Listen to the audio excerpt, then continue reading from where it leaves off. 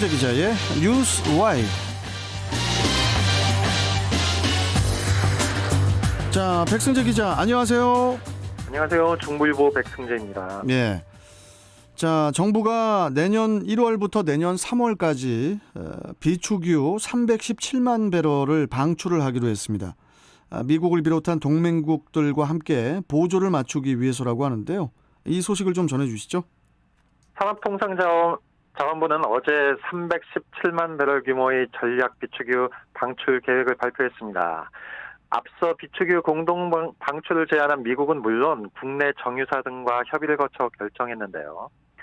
지난 2011년 리비아 사태 당시 방출 물량인 346만 7천 배럴과 비슷한 규모로 정부가 보유하고 있는 비축 물량 9,700만 배럴 중에서 3.3% 수준입니다. 이번 방출은 다음 달부터 내년 3월까지 정유사별 생산 계획 등에 따라 순차적으로 진행될 예정인데요. 먼저 원유 208만 배럴은 1년 이내 대여 방식을 통해서 국내 정유사로 방출되고요. 판매 예정인 석유 제품의 나머지 109만 배럴은 입찰 방식을 거쳐서 최고가 낙찰 기업에 방출하는 방식으로 진행됩니다. 예. 그러면은 10년 만에 나온 비축유 방출 결정 배경은 뭡니까? 이번 비축유 방출은 지난 11월 미국의 요청에 따라 이루어졌는데요. 국제 유가 안정을 위한 것입니다. 한국을 비롯해서 일본, 인도, 중국 등이 참여했는데 각국의 비축유 방출 결정 이후에 국제 유가는 지난달 초부터 하락하고 있습니다. 지난 10월 넷째 주 배럴당 85달러 선이던 유가는 한 달 뒤에 80달러대로 떨어졌고요. 이후 오미크론 변이 확산 추세와 석유 수출국 기구인 오펙의 증산 기조 유지에 안정적 추세를 이어가고 있습니다. 정부는 이번 비축유 방출 결정으로 유가 안정은 물론 겨울철 수급 불안 해소에도 기여할 것으로 전망하고 있습니다. 네. 자, 그렇다면은 이 국제 유가가 비축유 방출이 결정이 되면서 기름값이 떨어지고 있는 건가요? 네, 그렇습니다. 브렌트유 기준으로 10월 넷째 주 배럴당 85.13달러에서 11월 첫째 주 82.94달러로 내려갔다가 둘째 주 83.18달러로 조금 오르더니 다시 셋째 주에 80.98달러로 감소했습니다. 코로나19 변이 바이러스인 오미크론이 지난달 26일 출현한 뒤에 이달 2일 오펙의 증산기조 유지 영향이 더해져서 안정적인 추세가 이어지고 있는데요.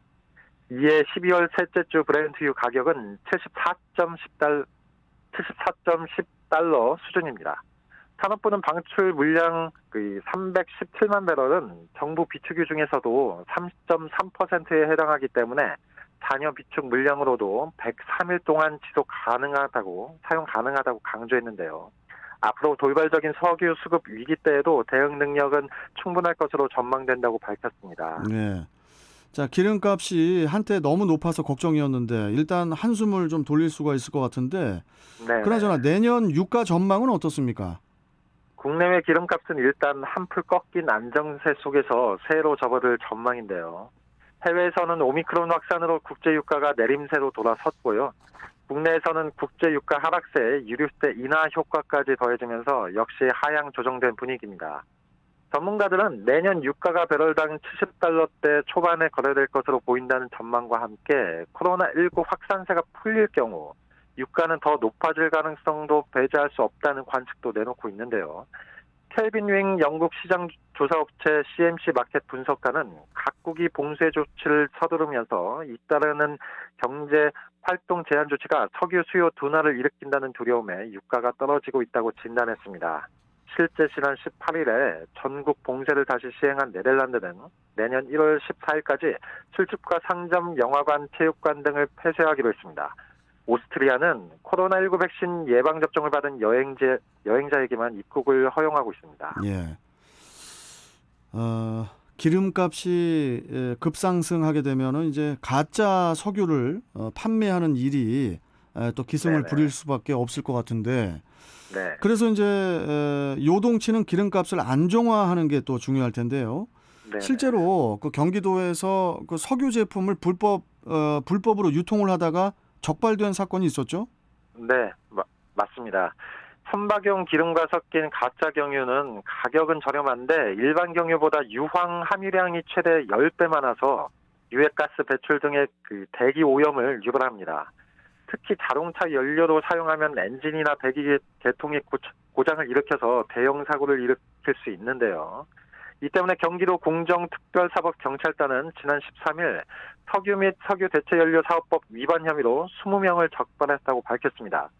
이 가운데 A씨 등 주유업자 5명은 경유와 등유 25에서 30%를 섞은 가짜 경유 706리터를 홈로리 차량 탱크에 싣고 다니면서 용인과 안산, 남양주 등의 아파트 건설 현장에서 덤프트럭과 굴삭기 연료로 판매하다가 적발됐습니다. 예. 그리고 B씨 등 석유 판매업자 7명은 증기압 기준을 초과하거나 유황 성분이 10배 이상 검출돼서 부적합 판정을 받은 이 휘발유 23만 리터를 3억 6,900만 원어치를 몰래 판매했습니다.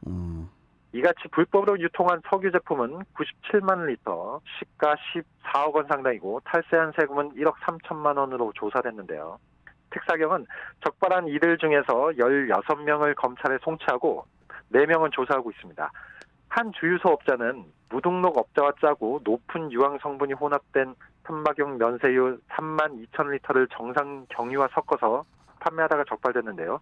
이들은 가짜 경유를 실제 경유와 같은 가격에 팔아서 4,600만 원을 챙겼습니다. 예.